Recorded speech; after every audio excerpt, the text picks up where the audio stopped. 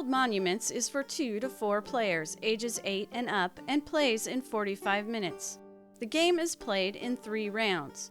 Each round has 2 phases. Players first choose one of the 4 monuments provided in the game they want to collectively build. The diagram at the bottom of the board shows how many blocks or stones of each color it will take to complete this monument. Stones are then added to the grab bag in the amounts shown for the phase that is being played. Hey, what are those black and blue stones I just saw you throw into the bag? They are not used to help construct any of the buildings. Blue earns you points based on the amount you have at the end of the game.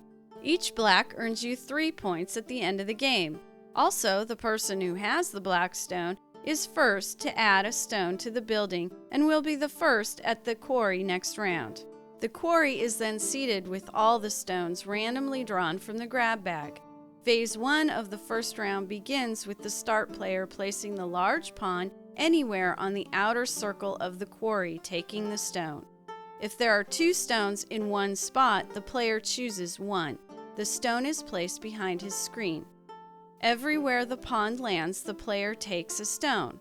Player 2 may move the pawn 2 spaces, player 3 may move 3 spaces, and player 4 may move 4 spaces. At the completion of each turn, the pawn must land in the outer circle. Once all players have taken their first stones, stone collection continues with all players able to move the pawn 4 spaces in the quarry, always ending their turn with the pawn in the outer circle. All stones will be collected by players. Round 2 begins with the first player placing a stone. A stone on the first level earns you 1 point. A stone on the top level earns you 9 points.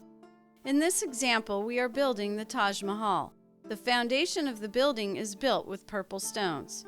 If you have a stone that can be legally placed, you must place it to construct the building, even if this means setting up your opponent to earn higher points on his turn.